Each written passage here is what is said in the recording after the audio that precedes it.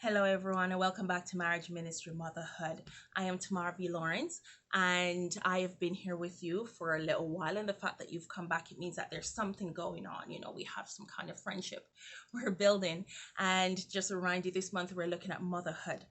And this channel, Marriage Ministry Motherhood, has to look at all three, but mostly I am focusing on families. Yes, as I think the family is the core of society. And if we build families, then the world will be just fine. Yeah, I've been married for 10 years. This May will be 11 years. I have been in full time ministry for a full 8 years.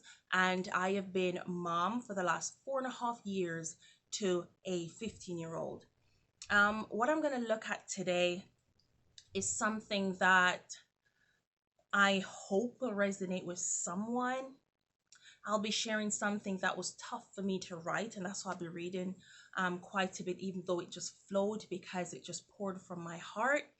I'll be looking at how to teach or raise a child with learning disabilities. For those who've known my little girl, it's so great for me to hear even the students on the campus go, Miss Tamara, she has grown so much, or Miss Tamara, she has changed so much, even in the 3 years that she's been with us here on this campus. You would have had to know her at the beginning and see who my little girl is now to go, wow. Yeah. And I know that's all the Lord. But I'm going to share just our journey um, as to how we built that, yeah, together. I remember the pang of panic I felt when I first tried to help my little girl with homework. And I realized that my then 10-year-old didn't know a couple of basic things. Okay, what number comes after 16? I remember asking, and random numbers were pouring out. And I thought, huh? I'm sure she's joking. Count to 10, I told her. Man, she did. With a little struggle, but she got there. I thought maybe it was just a bad moment.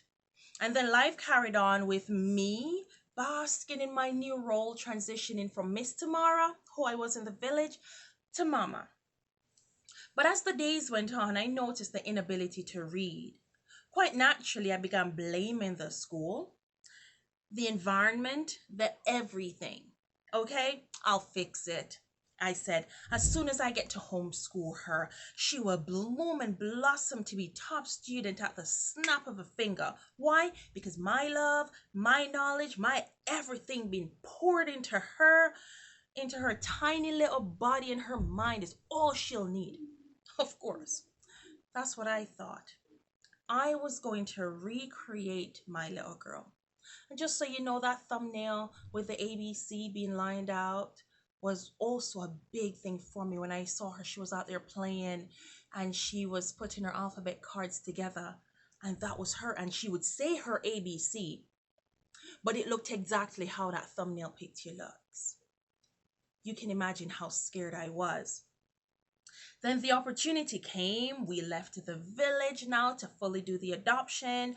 I was a single parent in the city. We were now waiting on Papa to come back from the UK. But I'm gonna fix my little girl. That's all I kept saying. I got some books, cute pens and notebooks.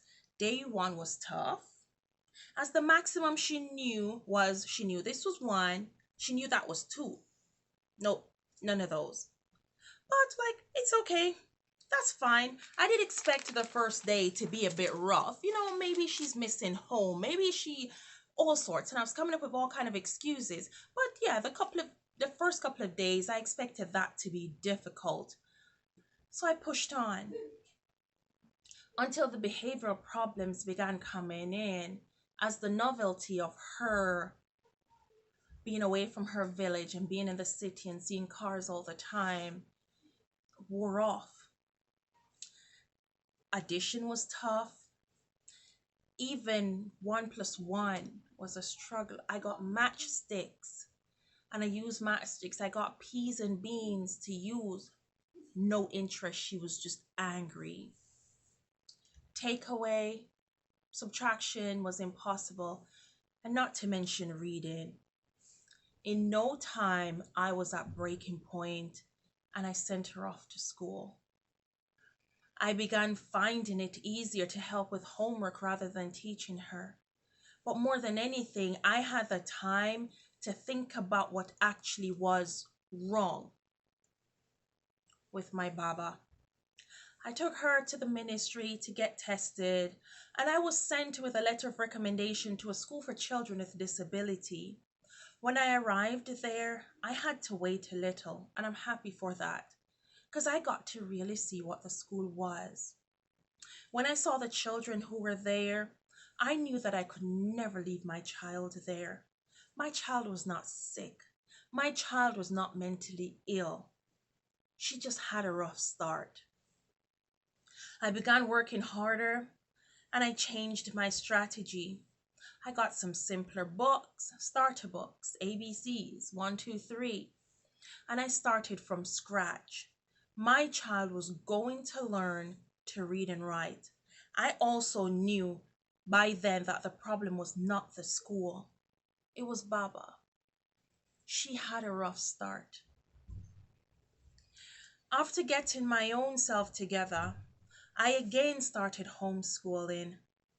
She really liked her little preschool primary school down the road, and thank God, because of her size, instead of putting her in the 6th grade where she should have been, they were really nice and kind enough to put her in the 3rd grade where she still was smaller than the other 3rd grade kids, but it gave her somewhere her handwriting developed, and I don't know, just being in a different environment seemed to have been working for her. But I decided I wanted to try homeschool again. I now knew what I needed to work on the emotional side of her to be able to get to the mental side. I began making flashcards, relax with her on the sofa with her lying on me and go through the cards. Progress started happening and I began having more hope. This made me more motivated to do more and to become more creative with her. But how did we get her to read? Because now she can. We would read to her a lot. By this time, Papa was back, and we would read to her lots of stories. And while reading, we would point on the words, and she would follow with her eyes. By the time we moved to Romania, we started reading to her at nights for bedtime, and she loved it. After a little while, we then make it where she had to read to us just a page, and we would read to her a full story or so. In 3 years, she has gone through almost every book in our house. She still isn't perfect, as the size of the words would still intimidate her, but she isn't as scared of reading now as she was before. Reading is becoming a part of her life. Math still is a work in progress, but for me too, and for many people, I'm sure. But she now knows how to add, subtract, and even do some fraction. My little girl, now 15, is doing very well. She still is not at the grade level she's supposed to be, but she's getting there. It takes motivating her, me remaining positive, and me choosing to be flexible with how, when, and where we do classes. I also have to be firm with her when she wants to quit, because that comes so easy. Depending on the mood she is in, she would have mental blocks more than anything else. And I must show understanding when she can't seem to remember the number that comes after 8, because I know that information is in there somewhere. She just needs a little prompting, and it usually comes out, and she feels so good about herself because she has a very, very, very good memory. I also need to be at front row when she's reciting a memory verse in church, with a smile on my face and ready to mime when she thinks that she has forgotten. Having learning disability affects the mental and the emotional. It's heightened when those who don't understand call you names like dumb or lazy. And children get mean and say things and unfriend you. Layla went through that. Neither of those things are good.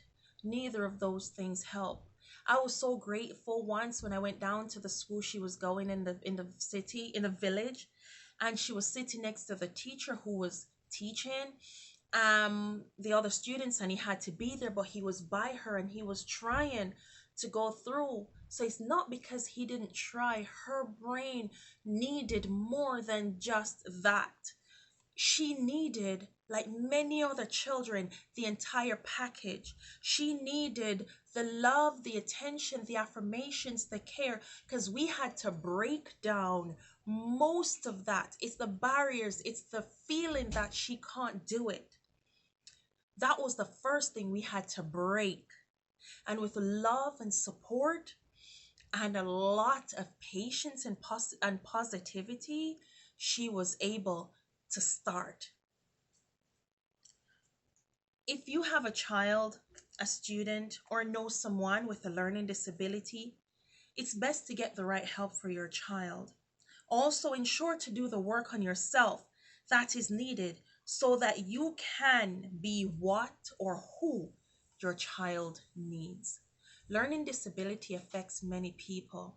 It comes as ADHD or just what's it called, slow learner they call it, or maybe a child has had trauma before and it's caused them, whatever the reason. My Layla has many reasons as to why she had that, and we're still building on it. And with the right support and help and good healthy family environment, she is really flourishing and God is truly blessing her. And I thank her grandma for the help that she did with her before she blessed us with her. And I pray if your child needs some help, just notice it's not necessarily because they're lazy. It's not necessarily because they don't want to do it. There's usually something else behind it. Go find out what needs to be done and help your child, as children with learning disability tend to struggle more than probably anybody else in this world. But with the right help and support, they can be anything that they want to be. My Baba now speaks English, she speaks Romanian, she loves her Hungarian, and she's doing fine because her brain is developing at the right pace, the one that God chose for her. And we'll be right here with her as she continues to grow. Thank you all for your prayers and your support and the community that we've been a part of all this time. You've all been great, and God bless you. If this video really touches you, I pray that you like, comment, subscribe, share it with somebody who you know need to hear this. Watch it again if you need to be reminded of a few things in there on the journey that I have taken, Richard and I, with our Layla. And God bless you. Thank you. Until next week.